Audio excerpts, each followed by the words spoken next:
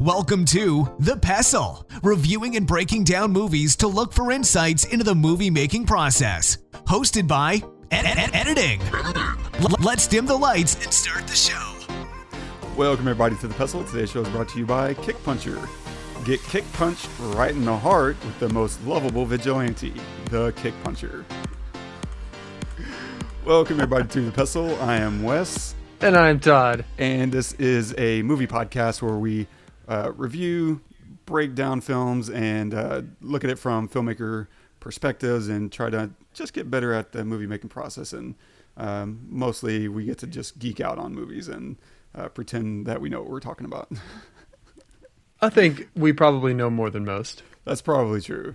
Like, I mean, you know, I'm not like honking our own horn here, but you know, we do work in the industry and we have for several years. So not that our own opinions are definitive, obviously, but you know, it's like anything. I think with art, you know, your opinions probably change and adjust and grow dependent upon the amount of knowledge and experience that you have in said field. So I have no opinions on chess players. I know how to play chess, but I know not the first, you know, I don't know the first thing about like a good chess move. You know what I'm saying? And so I wouldn't watch Magnus Carlsen playing and critique his play. You know what I'm saying? Yeah, I don't even know who you just said. Like, who is that? Oh, check him out, man. This kid is like one of the I mean, they call him one of the greatest, but he's still a kid. He was, I think, the youngest grandmaster chess player, like master chess player, like in history. He was like, I don't know, in his early teens. He did this one thing where, like, with his back to them, he played 10 different games and beat everyone without ever looking at the board. Without ever looking at any board. Yeah, is that kind of crazy genius, whatever. I think he's probably a little bit full of himself, but anyway, totally digress. Meanwhile, I stopped tying my own shoelaces years ago. Oh yeah, did you go Velcro? No, I don't go Velcro, but I tie it once and then I like never tie them again. Oh yeah, I'm the same way. Yeah. But when I get new shoes, I always start, you know, like for a while, I'll untie them and then tie them again because I don't want to stretch them out, you know, by doing that. But then after probably, I want to say 3 weeks or so, I'm like, nah, screw this. Yeah, the odds of me keeping track of 10 chess games while watching them is let alone not good. One chess game while watching it. But no, I think you're right. I mean, you know, you do pick up things along the way. And for me, doing these, sometimes it's pretty satisfying. Like every once in a while, you'll look up how they did a thing. And I like to, you know, take a stab at, here's how I probably would have done it if I was in their shoes and blah, blah, blah. And more often than not, they seem to line up pretty well.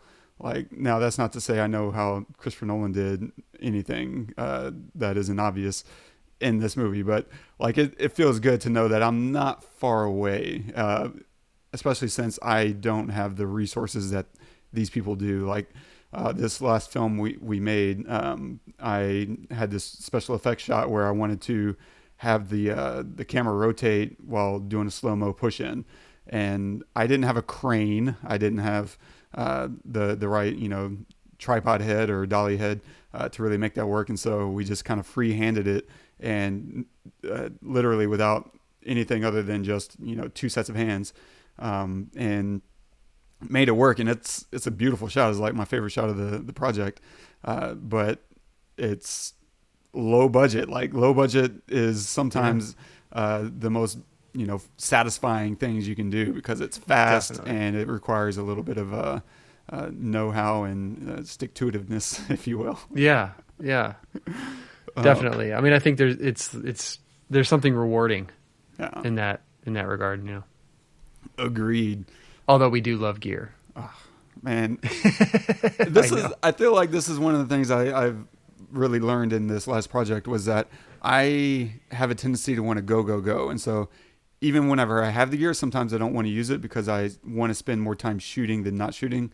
But I think somewhere along the way in this project, I learned the lesson of take the extra 5 minutes, take the extra 10 minutes to set up and get it just a little bit better. Not everything always has to be rushed, because a lot of my projects, I don't have time. I have like an hour on set and I have to just get it. But sometimes you do have the time, and learning when those times are is the difference maker, because it doesn't matter if you know how to do something if you don't take the time to do it. What you're missing out. You're not giving your project everything you can. And so working on something on our own for a while and then coming back and watching something made by Christopher Nolan was like, oh man, this shot probably took 2 days, or more than that, or maybe less than that. Just I'm thinking about, we'll get into that here in a second, I guess. Yeah. And I'll bet though that even guys of that caliber, probably it's kind of like, you hear about all these stadium musicians, right, who play stadiums and stuff, and a lot of times they say, not always, I think Oasis is like a good example of a band that never has said this, and they've said the opposite, but a lot of bands, they'll say, we miss the small gigs, and I think that it's probably similar with guys like Nolan and Wes Anderson and stuff, probably. It was just like those were the simpler days where, we don't have a crane, we don't have a jib, we just have to make this shot work as best we can. How are we going to do that? And there's something like, it's like a rewarding thing to figure that out without all the bells and whistles. And I'll bet, obviously they wouldn't Right. sacrifice their $100 million budget to be able to have that feeling again, just like a band wouldn't sacrifice playing a stadium. But and there is something to that, and we just don't take that for granted as an indie filmmaker, right? Those moments of like, oh man, we didn't know how we were going to do this, and it's really important, and we made it work. That's just very satisfying, feeling that I think that even the big guys probably have their own version of that. It's just, they had the $100,000 crane instead of the $250,000 crane. So they, whatever that version of that looks like. We couldn't get the techno crane in there, which, created a lot of havoc. Yeah. Sorry, your $500,000 crane didn't work. Yeah. Poor dude. Poor guys. So what are we going to do today? We are covering Inception. So if you have not watched Inception, please pause this episode. Please pause this episode and go watch that, because we will be spoiling the hell out of this thing, talking about a lot of details that you won't want to know before you watch this. This is a huge spoiler movie, so make sure to watch it. Yeah. Definitely. We'll talk about everything. We'll touch on directing, which easily could have also been cinematography, but we'll talk about like writing the line between dramatic and hokey. We'll also talk about the writing. It's hard to talk about Christopher Nolan without discussing his writing and storytelling. And we'll discuss like creating a new universe and the meaning in a name. We'll also, maybe touch on the ending, as I think anyone who listens to our show regularly will assume that this is something that we're going to want to try and tackle. And so we'll talk about the ending and what is the answer to this mind-spinning ending, and other such stuff and things and stuff. Did you do this on purpose? No, what happened? Can you not hear me? The synopsis? Oh. Dang it, yes. I do usually just read things blindly, but lately I've been reading ahead. Okay. For those of you listening, in case Wes doesn't edit this out, in the synopsis he has written, it's a Dookie McButt who steals corporate secrets through... All right. So, synopsis of the film. A thief who steals corporate secrets through the use of dream-sharing technology is given the inverse task of planting an idea into the mind of a CEO. Written and directed by Christopher Nolan, cinematography by Wally Pfister, featuring Leo DiCaprio as Cobb, Ellen Page as Ariadne, Joseph Gordon-Levitt as Arthur, Tom Hardy as Eames, Ken Watanabe. Ken Watanabe as Saito, Cillian Murphy as Robert Pfister, and Marion Cotillard. Cotillard? I don't know. Cotillard, and Marion Cotillard as Mal. There's one thing you should know about me. I specialize in a very specific type of security. Subconscious security. You talking about dreams?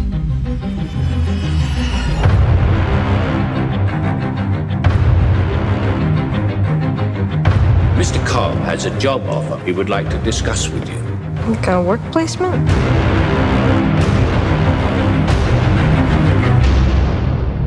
Not exactly. We create the world of the dream. We bring the subject into that dream, and they fill it with their secrets. Then you break in and steal it. Well, it's not strictly speaking legal. It's called Inception. I'm ready.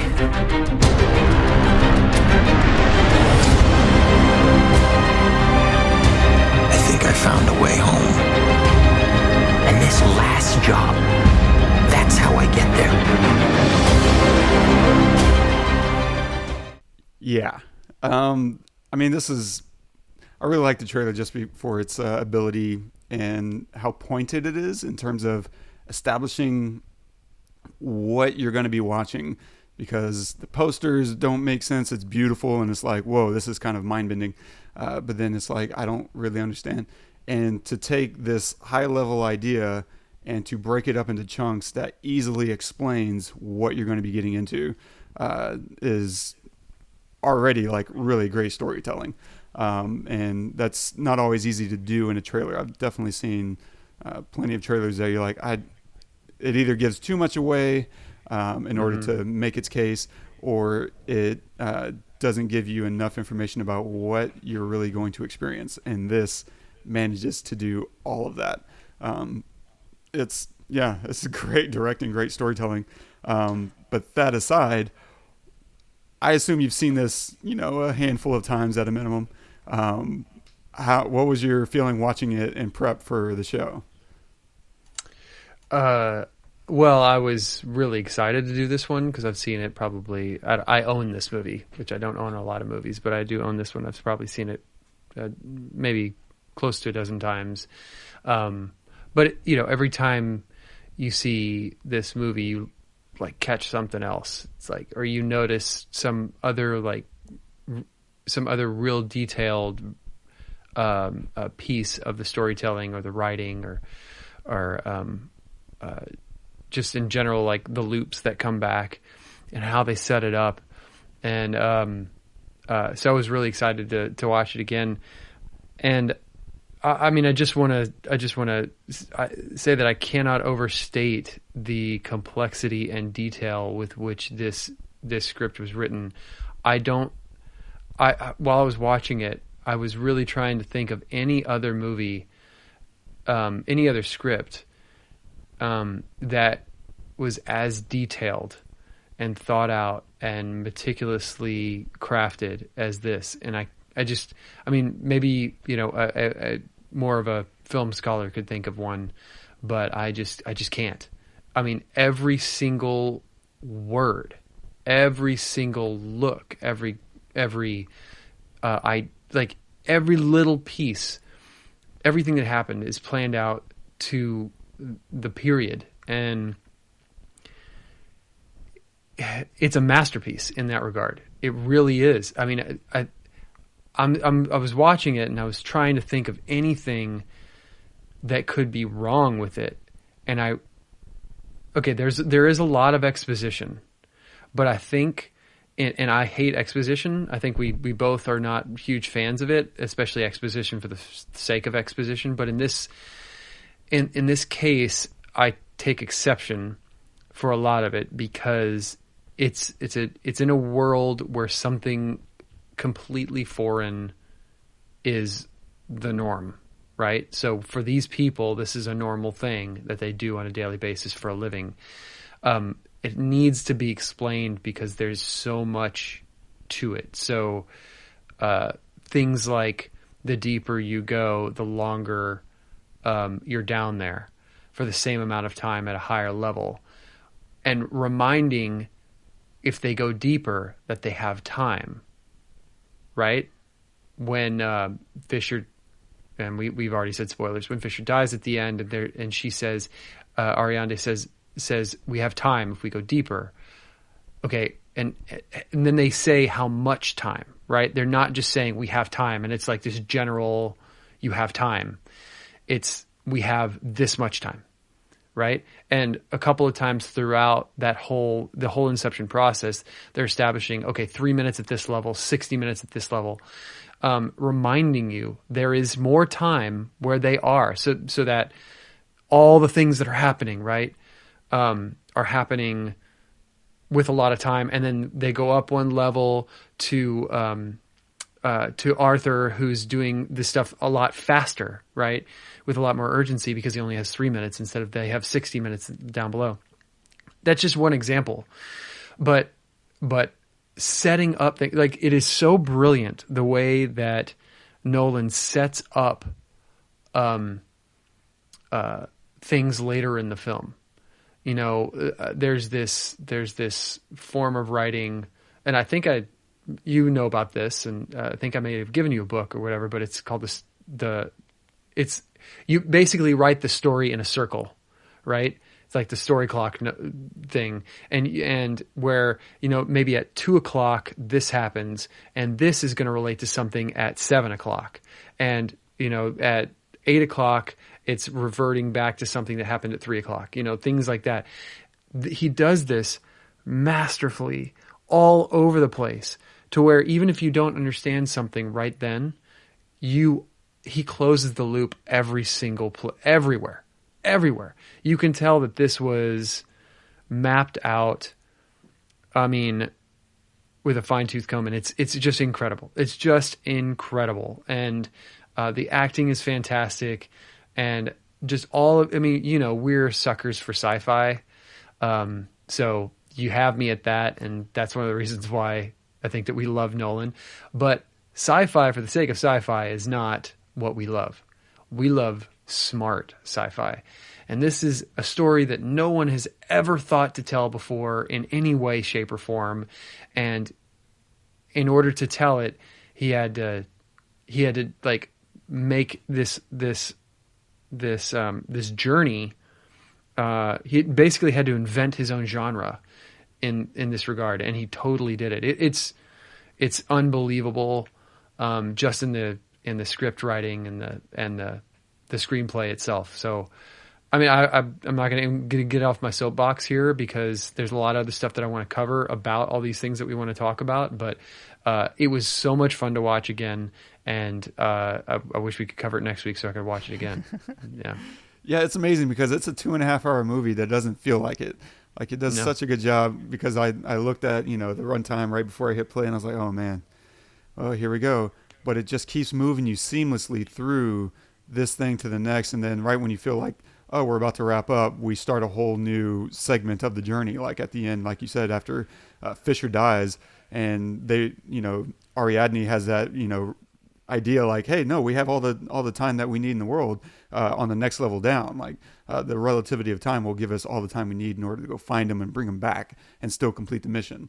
And then that begets this whole new section of him going and confronting Maul and eventually, you know, going to rescue Saito.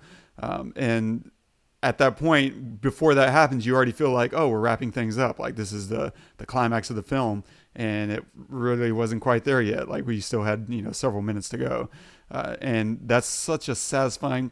This is the thing that always blows my mind with Christopher Nolan, because everything you said is right. Like he's just inventing and creating new universes, and taking, you know, these very simple ideas and going 50 levels deep with it. Like the idea of invading someone's dreams, right?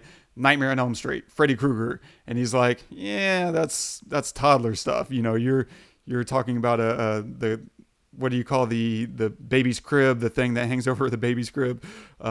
Yeah, a mobile. You're thinking about mobiles. I'm thinking about spaceships. I'm about to take you to the moon. And it's just genius because it's one thing to have an idea. It's another thing to make it exciting all the way through. And this is something that we just don't get with most sci-fi, which is you get high level thinking and high level excitement and execution. Like in every way, this is one of the most exciting things to be able to sit down in front of and say, okay, this is a cool trailer, but are you going to fulfill kind of this promise?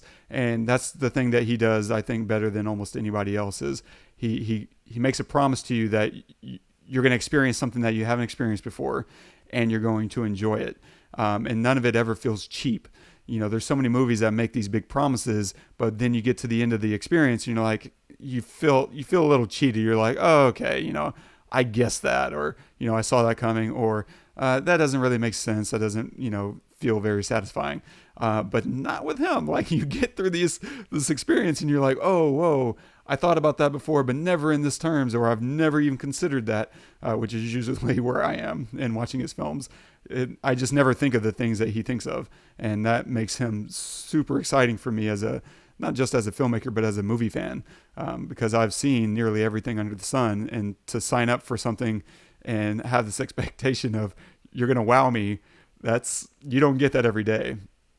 And he just absolutely delivers. And I just wish I could, on some level, just understand where this all comes from, because you can't bottle it. If you could, I guess. I mean, yeah, you know, so it's for anybody who's listening to this podcast, everybody knows that Interstellar is our favorite film. But this script is better. Yeah. This script is, I mean, it's so singular in its thought, this yes, idea, which is the whole point, yeah. right? Is planting this idea. And that was the most brilliant thing to me was, okay, in everything that Nolan does, it's all about relationships, right? That is the core of everything, right? So the core of this is Cobb trying to get back to his kids because of something that happened because of a relationship with his wife, right?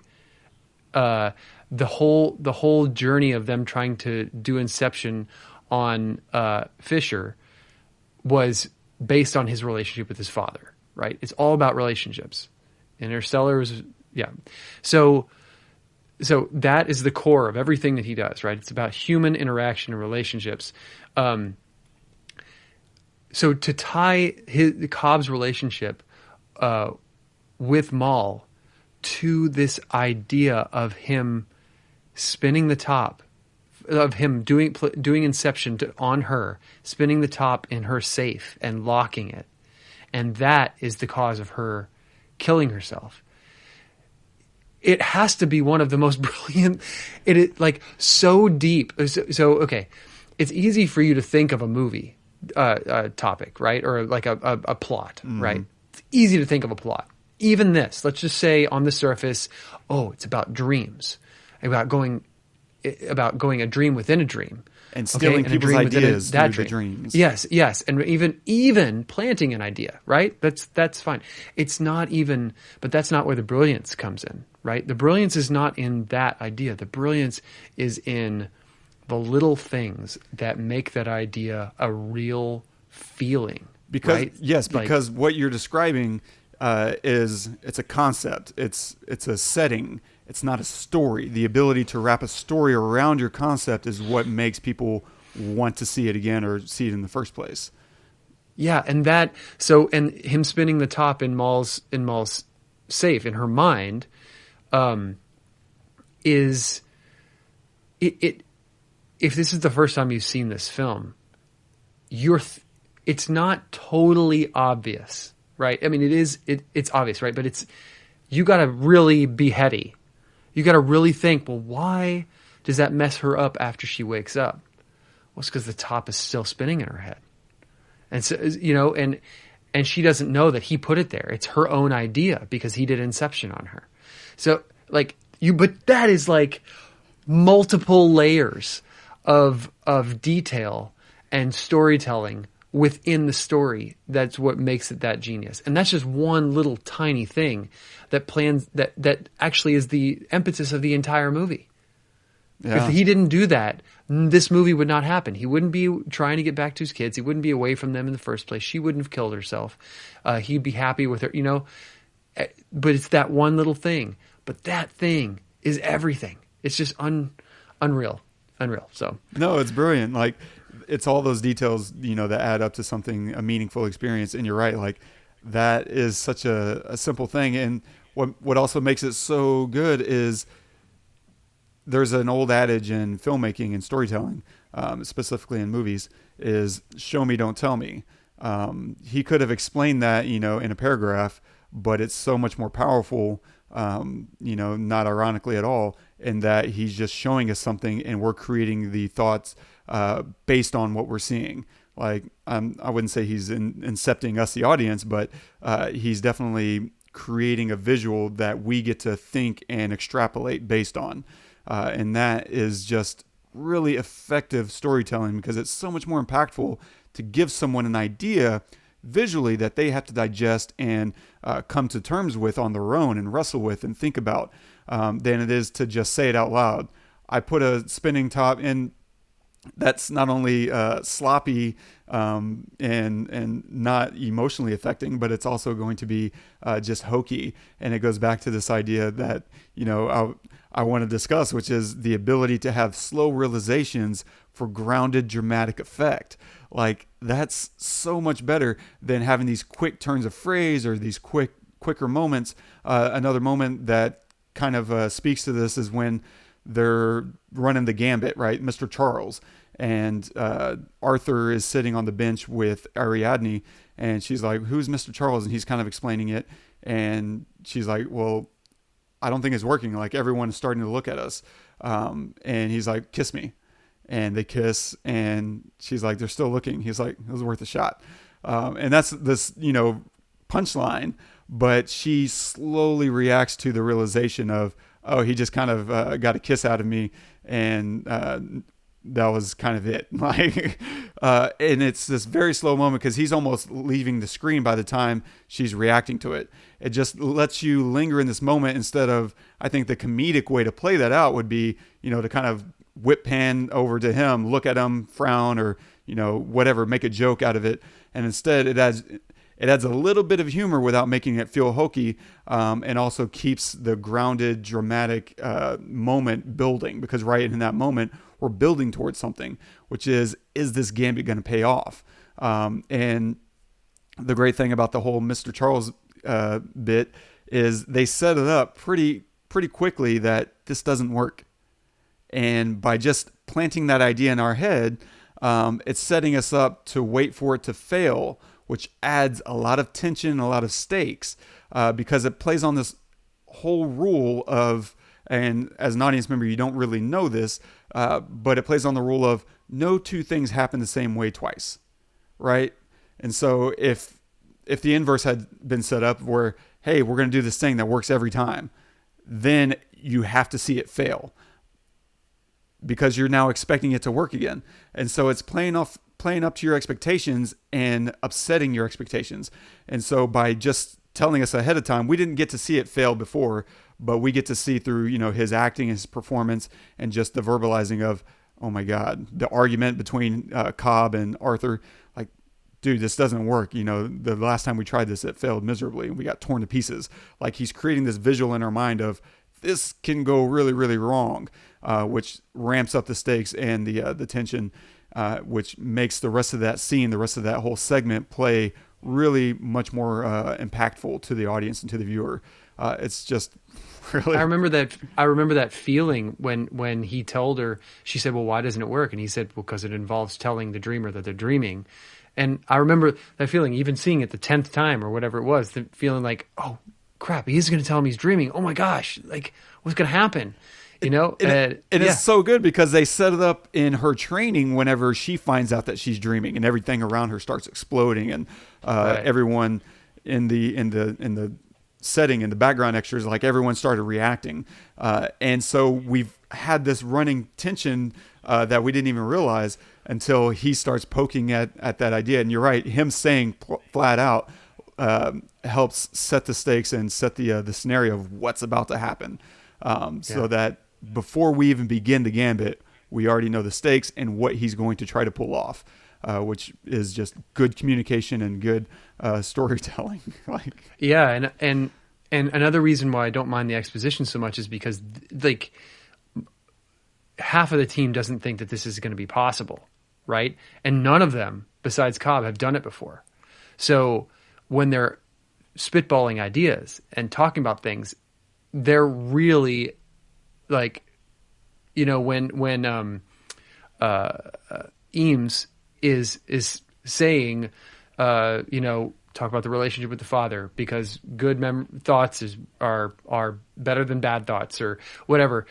It's for real. They're really talking about it because they haven't done this before. They have to teach each other what each other knows. Mm-hmm. So Eames knows something that Arthur doesn't know. Arthur knows something that Ariadne doesn't know. She knows something that Cobb doesn't know. You know, like, so they're teaching each other, and by teaching each other, they're teaching us.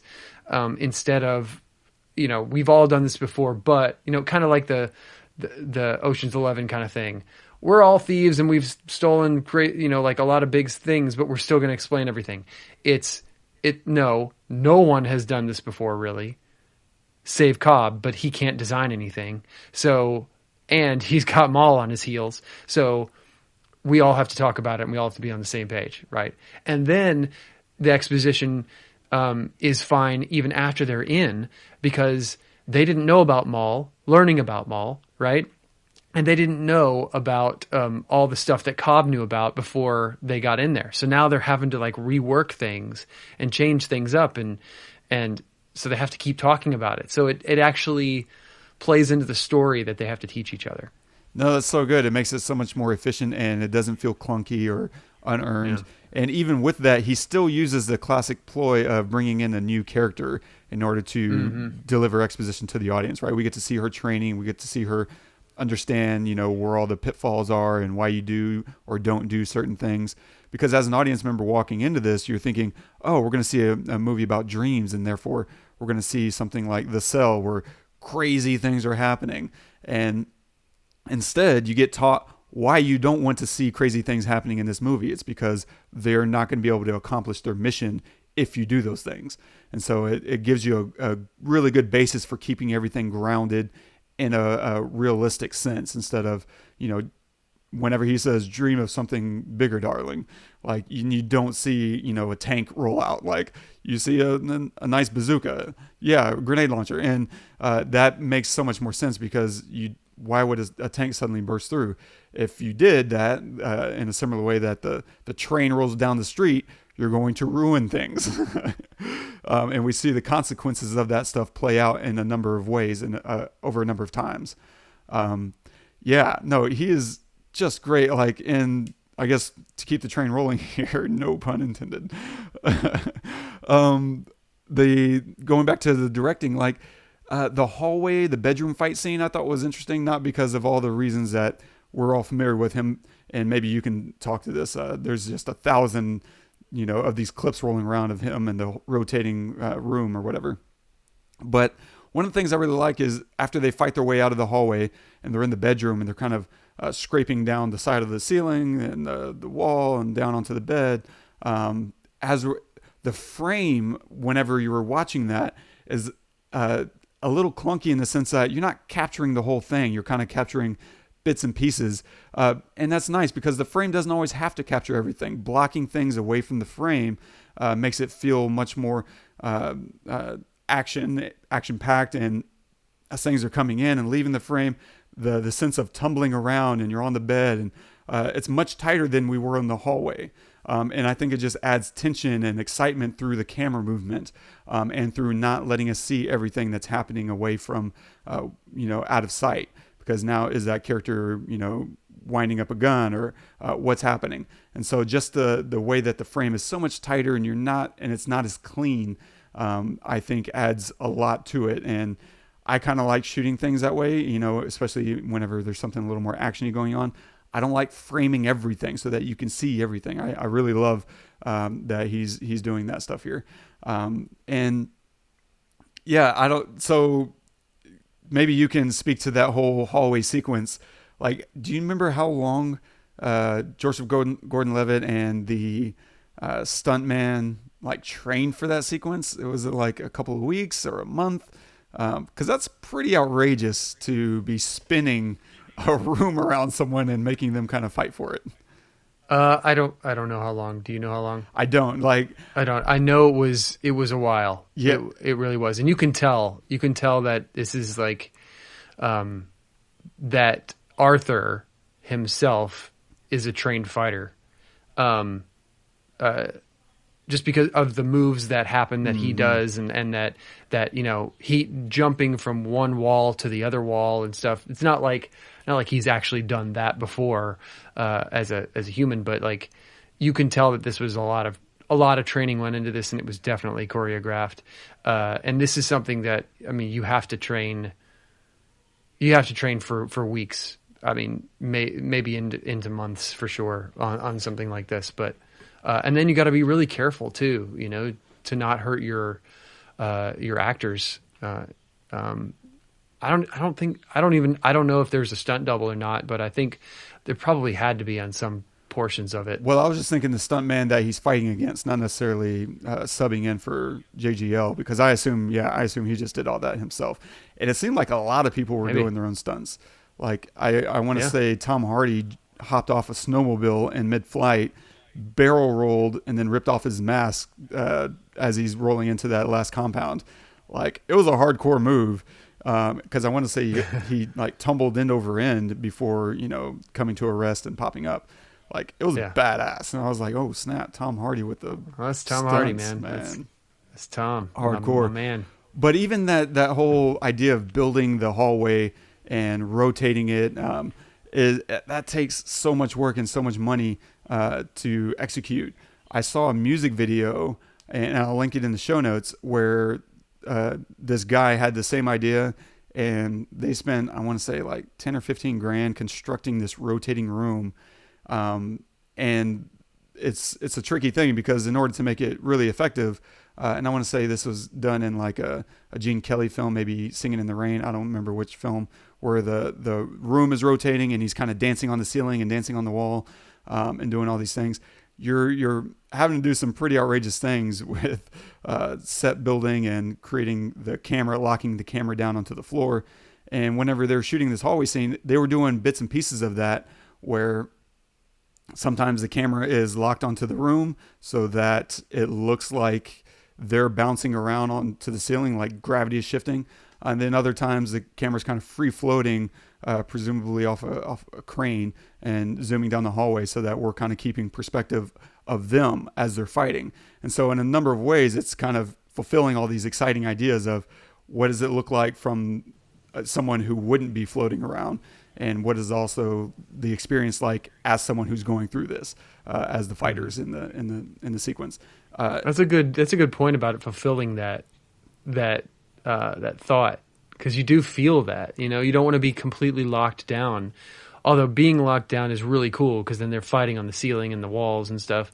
But then you kind of want to be free, because you watch them do that, and you're like, oh, I know they're fighting, but that kind of looks like fun. Yeah. Like what would that be like? And then he gives that to you, And it's hard. It's hard as, whenever you're going through this, and luckily I'm sure he gets way more time in pre-production than I do, but to some degree, you even have to think of this as you're writing it.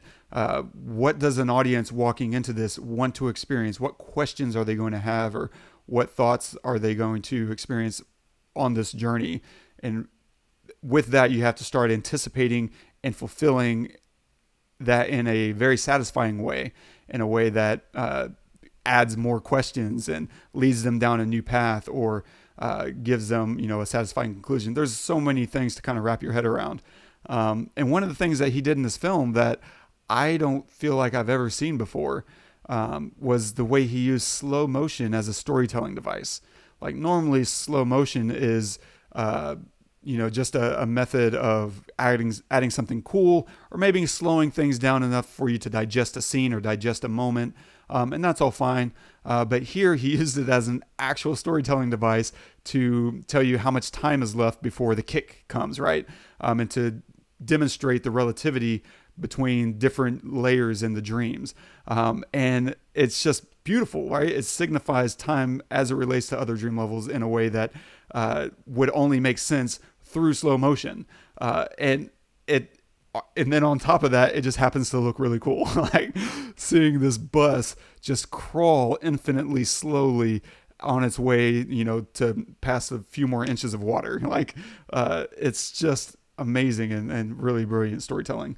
One other thing I thought, was interesting that I can't really, you know, speak to too much, but at the very end, whenever Fischer walks into his dad's death room, in the vault, so to speak, that whole vault room with his father, it looks like, something out of 2001 Space Odyssey. And I can't really, if you know about that scene and that sequence, it's something fun to chew on. I can't really talk about it without royally ruining 2001. But if you know that scene, I think it's fun to think about that scene in light of Inception and think of why did he choose that kind of styling.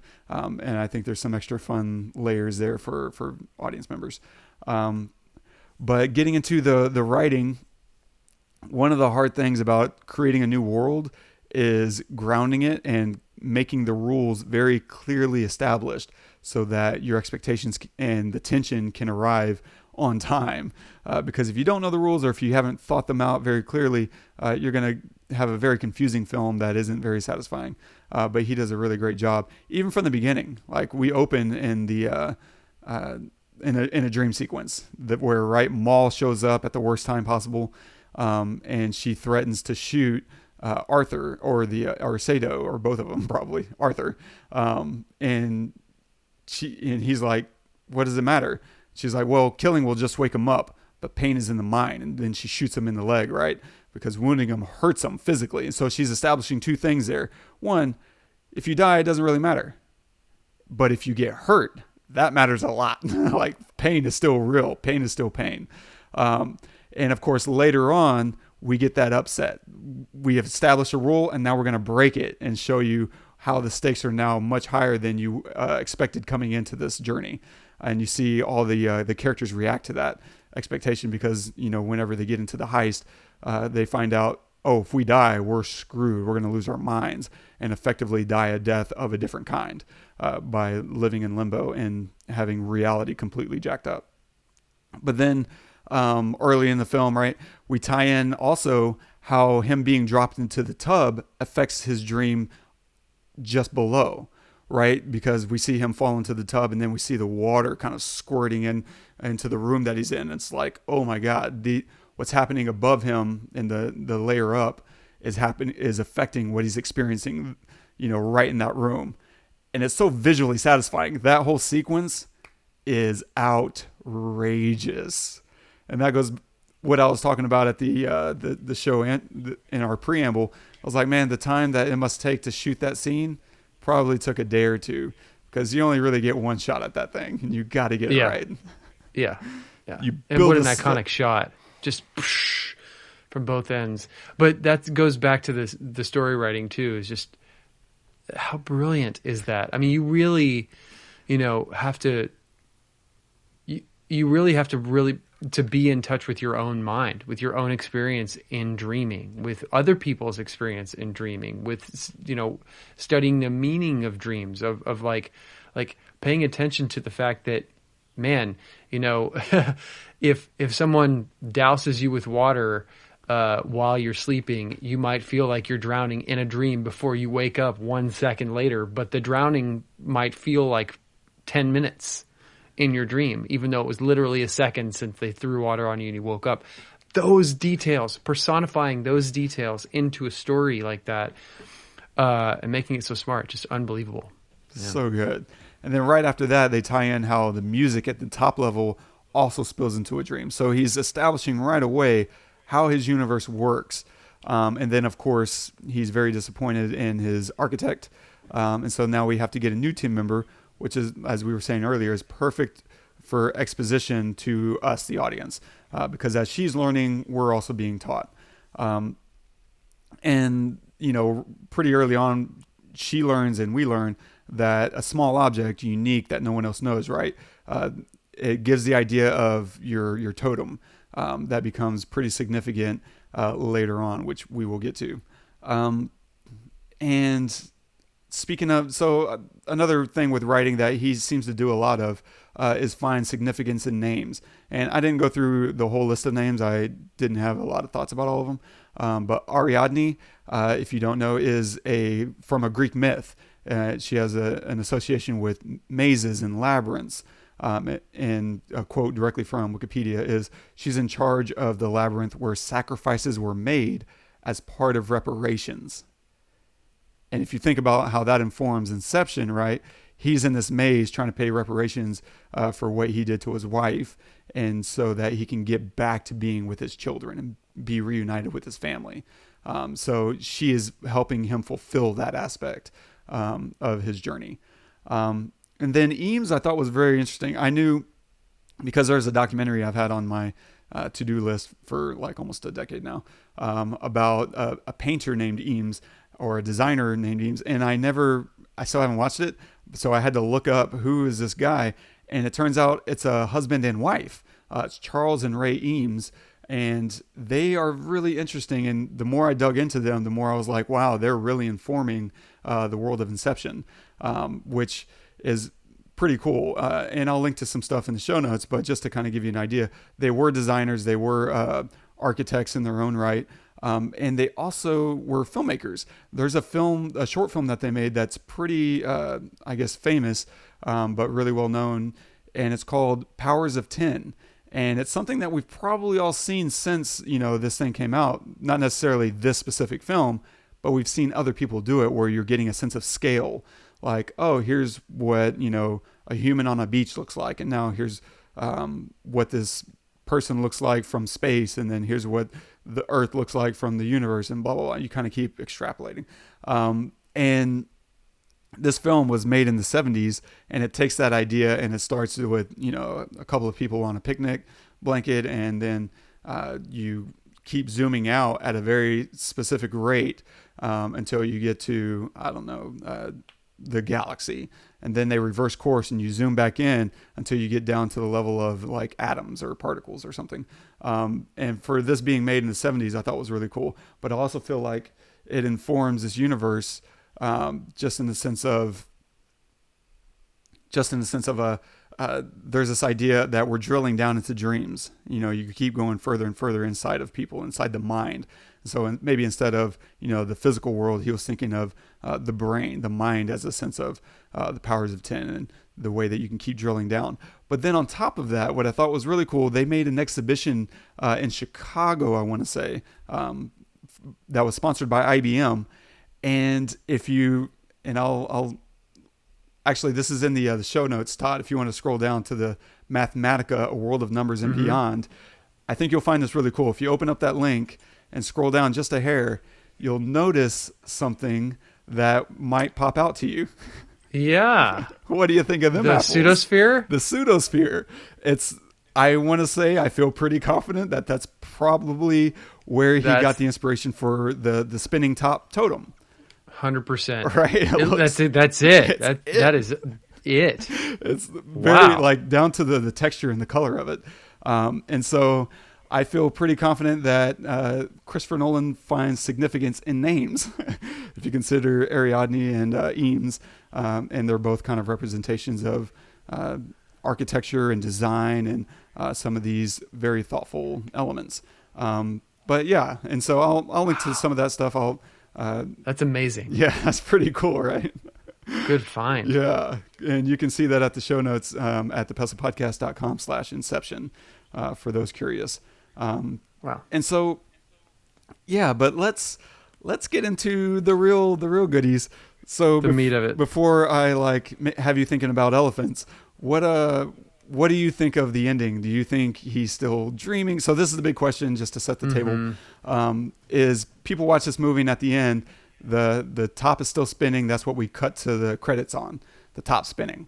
And so we never see it topple over. But that begs the question, is he still dreaming? Is he still asleep, or is he awake? And what's your feeling? Do you think he's awake or asleep? So yeah, I knew you were going to ask this question. Obviously, we had to discuss this. Yeah.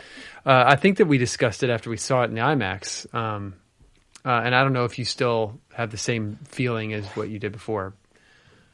I don't know. I mean, I don't remember what. I assume my take has always been that he's awake, that it does topple. Yeah. Okay. Yeah. Yeah. That's mine.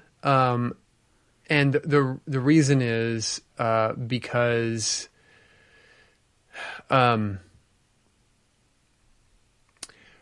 every other time where they show it and it's a dream, when they show it spinning while it's a dream, it never wiggles. It is, I mean, it doesn't even travel. Yeah. Right? It is as still as possible. Boom, right there. It doesn't wiggle. And it shouldn't. If it's a dream, it shouldn't wiggle at all. It should just be spinning. I mean, at least with the laws that he's given us in this world. And in this case, it wiggles. And obviously, I think that he did that on purpose, right? Because if it was just perfectly straight, I think that we would probably be sitting here and saying, I think that might be a dream. And that might not feel good, right? In thinking that it was. So he wants to leave you with the question, but possibly leave you feeling like, I think the answer is good. Yeah. Right? Because and Cobb establishes that a positive reinforcement is stronger than negative. Right? He establishes that when they're doing Inception on Fischer beforehand. So to me, it's point. Reality, and but he wants to leave you with a question, but a question that you probably think is a good outcome. That's a really good point about him wanting to reinforce positive reinforcement, and I wrote it down. But yeah, that's a really, really good point. So I'll walk you down the notes that I took and why I think. I think first we have to establish that this entire movie is not a dream. And we do that when we see Cobb test reality after the opening heist, right? He wakes up and the first thing he does is spin, and we cut away and we're like, are we going to see it? And then we cut back and we do see it topple. And so we do establish that he is not in a dream, at least at the beginning. Another thing to keep in mind about totems is the reason you don't want someone to touch them isn't because that'll wreck you. It's because you don't want them to know how it feels, the balance of it. And this specific thing, if they were to find out, means they themselves could construct a dream that you would get sucked into and not know that you were in a dream. And so with that in mind, the only possible person in this film who could have done that, well, I guess technically there's two. There's two people that touched the totem that he touched, which would be Saito, which I think we're pretty well established that he was the one that was in trouble. There's nothing in the movie that would lead me to believe that Saito, because he touched it in a dream. That's kind of after the fact. He would had to have touched it in reality. The only other person that actually touched it in reality would be Mal, because it was her totem. So the only person that could have constructed this universe would have been Mal. And so he would have been stuck in Mal's dream. But we never actually meet Mal. We only meet his iteration, his version of her. And so I don't think there's any scenario where you could establish that he was dreaming throughout the entire movie.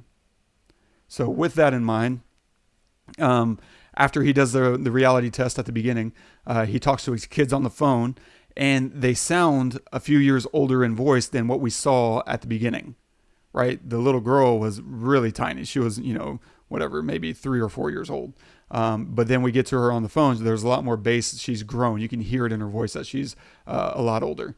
The other thing that they establish in the film, whenever, we're training Ariadne, is that was weird.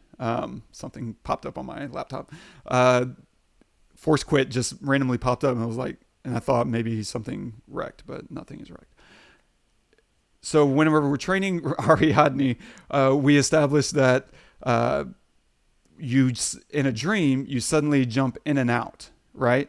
You never remember how you got there. And so I think Christopher Nolan is playing with us a little bit throughout the film. Suddenly we're on a plane. Suddenly we're in a helicopter, right? We never see them get in the helicopter. We see the helicopter take off and they're just suddenly in it. We never actually see them crawl into the helicopter and start that plane ride. They go from being outside to inside, and that's that in a single edit. The other thing is we're suddenly in a classroom, right? We see him looking in the classroom, and then we're just suddenly in it. We're suddenly outside with Ariadne after he meets her in the room. And so I think Christopher Nolan is playing a game with us. And I think that the tell comes at the very end, because all that happens, but at the end, we see Cobb and the team wake up. We don't jump to them in the middle of being awake. We see them all wake up. We see them go through customs. We see him get his luggage. We see him exit with his dad, and we see him walk into his house. We don't just see him suddenly with his kids again. So in that sense, we're establishing that all these things, we're establishing how he gets from the plane to the house with his kids instead of just this sudden jump. And so there's no sporadic jumping into these scenes, and the kids are dressed similar. And this is where I think a lot of people get thrown off, because the kids are dressed similar, but they're only dressed similar to mess with our minds. But it's not the same clothes, nor are they the same age. Like, they've aged up. And Todd, if you want, you can scroll to the bottom of our show notes where I insert the before and after, so that you can see the clothes are in fact different, and they are in fact different ages. Just so that you can kind of establish that. And so what I think is actually happening here. Nice. So I don't know if you heard the very end of that. Sorry if this all seems a little abrupt in the edit. But basically, I just had a big computer malfunction and had to reboot. And so, yeah, at the very end, if you scroll to the end of the notes, you can see that they're dressed very differently, even though similarly, but they're clearly aged and in different clothes. And so all that adds up to, I think that he is in reality. But the idea I think that he's going for here is that we are being incepted much like Maul was incepted, right? She incepts us just like Cobb incepted her. Cobb left the top spinning in our memory vault. That's the last thing we see. And so the top is still spinning in our own minds. And so I think this is Christopher Nolan just jacking with our reality. And when in reality, he was just fine. He was awake and finally back with his kids. We got to see their faces. So that kind of is where I think the movie leads us to, not just me wanting the ending that I do want. Yeah, I know. I mean, I've seen other like fan theories saying other things to like he technically, because his totem is different, and like Ariadne actually knows how it works because he told her. He could be trapped in her dream, possibly, because she knows how it works. And then others have said that it only doesn't topple because he concentrates on it and makes it not topple in his dream. So because he walks away, he's not concentrating on it. So that's why maybe it wobbles. So he could still be in a dream, but if it would, because he's not concentrating on it, so it could fall and he'd still be in a dream. But honestly, reality is subjective, right? And I think that it, in all honesty, it doesn't even matter. Because his whole purpose was to be able to see their faces again. And so if he's trapped in a dream where he sees their faces and is with them, he'd rather be there than in reality. So in that respect, it really doesn't matter. But I think that's a brilliant point you brought up about Nolan incepting us and leaving the spinning top in our vault. Yeah. For sure. I mean, that's a great metaphor for that. It really is. And I would be fine with all those other theories panning out, but they don't follow the rules of the film. And I think if you want to make those things work, you have to go by what the film is discussing, not kind of start inserting your own ideas into it. And so they're fun. I mean, they're all fun to think about. And I feel like people come up with Well- those more to get clicky bait, stuff. No, I totally get that, but the one that I can kind of see and understand that doesn't really break the rules necessarily would be because Cobb's totem is different than other totems. Other totems are, in reality, it behaves the way you have, like, Arthur has the loaded die, right? And Ariadne has the chess piece that falls a certain way. But in the dream, it acts differently. It acts like a normal chess piece, or it acts like a normal die, not the loaded die. But his is different. His acts different. Right. It in defies the dream. gravity. It defies, yeah, it's like the opposite. Yeah. So because of that, I could kind of see how someone knowing what happens to it, I see what you mean. Do you see what I'm saying? Yeah, they don't Because, have to touch it in order to know that it keeps spinning. Right, exactly. I mean, it could be the situation where, like, so Arthur, if his loaded die in reality, he always rolls a 6, right? If he told someone that he always rolls a 6, that could be a similar situation. That's interesting. But when does she find out that the top keeps spinning though? Like, I feel like that's much later in the film. Yeah, he tells her later, but not before they're in, like, the dreamscapes. Yeah, he tells her before they go on the plane. He tells her it doesn't stop spinning, or he tells her that I have. He tells her. He tells her this was Maul's. She'd spin it in a dream, and it would just never topple. It would just keep spinning forever. Okay. He literally says those words. Okay. To her before they do Inception on Fischer. Okay. Now, I don't think that they establish that they're not in her dream, right? In any of the levels, right? So they go down. The first person they go into is Fischer, and then the next person they go into is who? Is it Saito? No, it's. Who do they go into beneath that? That's it's the Browning. It's Browning. They go into Browning. Yeah. And then they go into Cobb. No, then who's below Browning? Because below Browning is that's the bunker that they attack. That's the bunker. Yeah. That's Fischer again? Yeah, then they go into Fischer again, and then they go into Cobb to get to Maul, and then Cobb goes even deeper into himself to get to Saito. So they never really go. They say they don't go into Ariadne. So I'm not saying this is the thing. I'm just trying to understand it and, like, reason with it. So, but it's just that's an interesting thing because his totem is different. Yeah. Okay. In a way. Yeah, I'll pull up that clip and I'll insert the verbiage into the show notes just so everybody can be on the same page.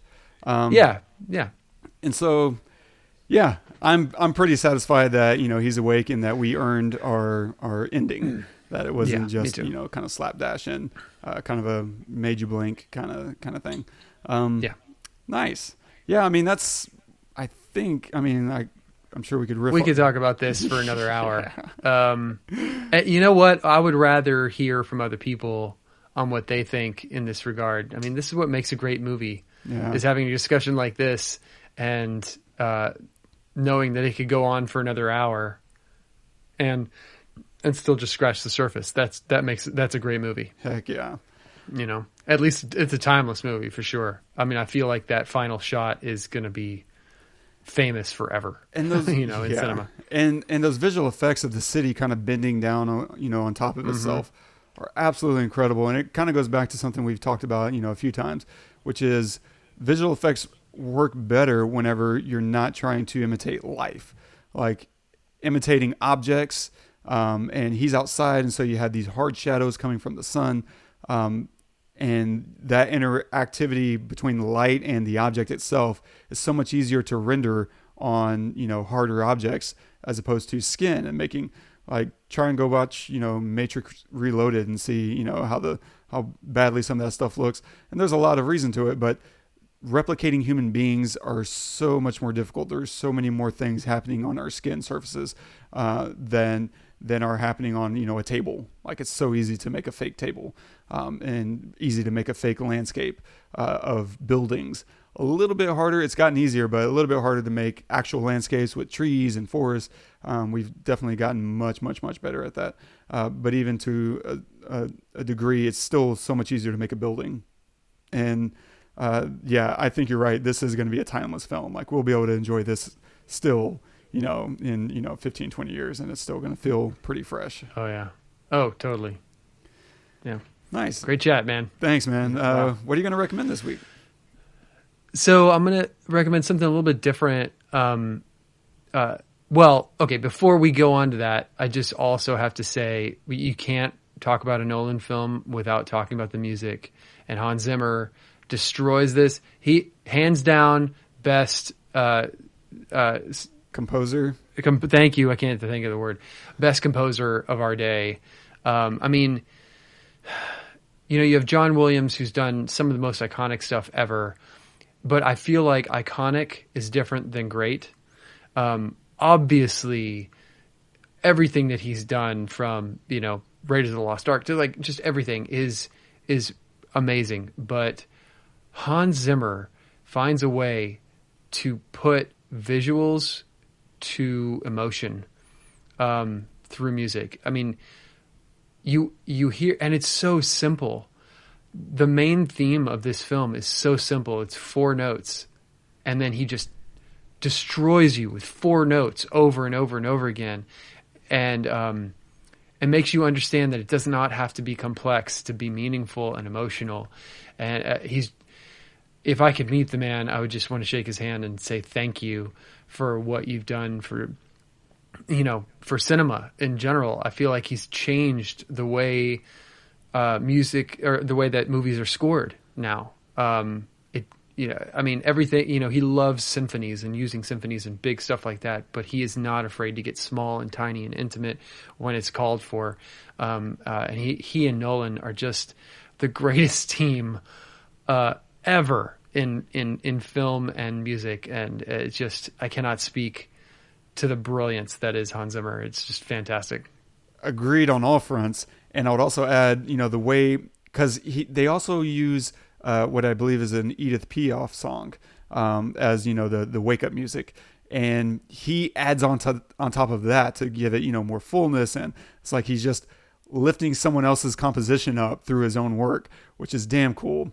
And kind of a fun little tie over, speaking of Edith Piaf, is that Marion Cotillard also played her in another film called La Vie en Rose, which is a great movie. Everyone should definitely check that out. But that's a little fun little like, oh, hey, she's hearing herself sing. Yeah, that's very cool. Yeah. So anyway, on that note, I'm going to recommend an album. And it's probably not an album you would expect me to recommend, but it's a great album. So the Dixie Chicks have a new album out, and they're not going by the Dixie Chicks anymore. They call themselves the Chicks, and this album is called Gaslighter, and it is it's produced by what's his name, Jack Aronoff. Jack Aronoff. Arsenal? No. Aronoff? Yeah. Hold on. I believe it's Jack Aronoff, but I have it up right here. Hang on one second. Come on. Load. Antonoff. Yeah, sorry about that. It's produced by Jack Antonoff, who is the guitarist for Fun and started Bleachers, the band Bleachers, and is the lead singer and guitarist in Bleachers. Just a brilliant musician in general, but he took a band of already incredible musicians. Let's just state that the Dixie Chicks are fantastic musicians. They play everything. And they're amazing singers, and he made them something more. and it's brilliant. The songwriting is fantastic. The lead singer, her husband cheated on her, and like she destroys him on this record. Destroys him. So any ladies or guys out there who have had that happen to them, go listen to this record. It'll make you feel real good. On that front, but the production on it is incredible. So on that front, have you listened to the new Taylor Swift? I have not, but for what I understand, the lead singer from The National worked on that album with her. I believe it. It sounds like that. Folklore. Yeah. It's a much more mature record. My favorite track on there, she does a track with Bon Iver. No way. Yeah. It's real good. So yeah, I'm not a Swifter. Yeah, you know, I think that she's really good at what she does, and she's really good at writing lyrics and stuff. She writes all her own lyrics and a lot of her own music. So she's super very talented. super talented. I'm not taking anything away from her. Just not my bag. But it's a great record. It's much more mature, and I didn't know that he produced that, but that makes complete sense now that you say that, because it's pretty like mellow, in a lot of ways. So there's poppy stuff on there. Obviously, it's Taylor Swift, but no, I'll be checking that out then, because that's both of those albums I'll be checking out. Nice. I did not come up with a really, really good reco in terms of appropriate. It's still a great reco, and you're a heathen if you don't go do it. But go check out Perfect Sense. I don't even know if it's streaming anywhere right now. It was streaming on Hulu for quite a while. But it's a movie about the end of the world, more or less. And it stars Eva Green and Ewan McGregor. Good Lord, what is wrong with me? Yeah. I'm not sure who's recommending this anymore. But yeah, go watch it. It's such a good movie. It's streaming right now, I guess, on Showtime, Amazon. But it's such a good movie, and it's one of those that it's a quiet surprise. I feel like most Ewan McGregor movies are. But if you haven't seen it, especially, as you're quarantined and, maybe feeling like you're watching the world kind of end around you, this might feel like an appropriate movie to kind of sink into for an hour and a half. And I love it. It's one of these that I like to, on the sly, introduce people to, like, hey, have you seen this movie? Go check it out. Cool. And so, yeah, you'll see a trailer for that in the show notes, as well as links to the Chicks. And so this week, we have a short spotlight that is back. You can find Power of 10 by Charles and Ray Eames at the show notes. And stay tuned for next week when we cover Moonlight, Barry Jenkins's phenomenal movie. I mean, it's okay. Go watch it, maybe. I don't know. I gave it away. Yeah. Don't forget to subscribe and review us on iTunes. Leave us know if there's something that you want us to talk about, or the kind of things that you find interesting that we discuss or maybe don't discuss. Whatever, do that. And even better, if you do it in a review, we'll definitely do it. Like Lay Charlie. Mm-hmm. And I had a shout out there. Oh, I wanted to give a shout out to Hannah, who is getting over the virus right now. Oh yeah, good for her. Yeah, I saw man. that. Gosh, that sounded brutal. But I'm glad you're on the mend, and really, really happy that you're doing well. And it sounds like all your family is also recovering more or less better. But everybody mask up, do the things so that we can, get back to reality sooner than later. Hannah, I want to know what you think of the ending of Inception. Yes. Really. Por favor. So we'll leave you with a quote of the day from Buddha. I'm glad you put this in there, because it's been reading up on Buddhism and stuff, and the whole idea of making a hell of heaven and a heaven of hell in your mind. And so, but anyway, we are what we think. All that we are arises with our thoughts. With our thoughts, we make the world. And I mean, it's so true. I think that a lot of times we forget how powerful our mind is in shaping our reality. Goes back to what I just said about, you can make a hell of heaven and a heaven of hell, and that people do it every day. I do it every day. Things that shouldn't have a lot of weight do. Things that, should bother me don't. It really depends on a lot of factors and stuff, but it's important to stop and remember that you have control over more than you think that you do. Even when it's difficult, that's when we should practice, like meditate. I'm starting to meditate every day now, and it's really helped me collect myself, not just for the day, but in that moment, like be there, be present. And then, give yourself a task possibly throughout the day. Like think about it when you stand up or when you sit down, like things like that. Like it's really important to be present and remember that your mind kind of like builds, you build yourself through your mind, and it's a great quote. Yeah. And exactly. I mean, I think that's all right on. And I love just conceptually as maybe Christopher Nolan was thinking about this movie, just the way that, even if you don't think of it in terms of dreams, but the way that, like you're saying, like Buddha's saying, like we create our own reality with the inner lives that we experience and that we build for ourselves. And so to some degree, and maybe not to, the full extent of, reality, but to some degree, we react to the world, and we get to choose how we react to the world. Although, not everything. Obviously. But, it's just surprising how many times that we can create our own depression or we can create our own happiness. And you deal, and I say that as someone who battles depression, daily. And so it's not necessarily my fault, but there's sometimes I can battle and, maybe know where my stresses are and where I can put my energy and my time and my focus into to make my day that much better instead of that much darker. And so, yeah, we are what we think, and all that we are arises with our thoughts. That's the impetus for where we want to be. And I love just thinking that in terms of this movie, Maul was a representation of his subconscious, and that was the reality that he was creating. And to him, he couldn't control it.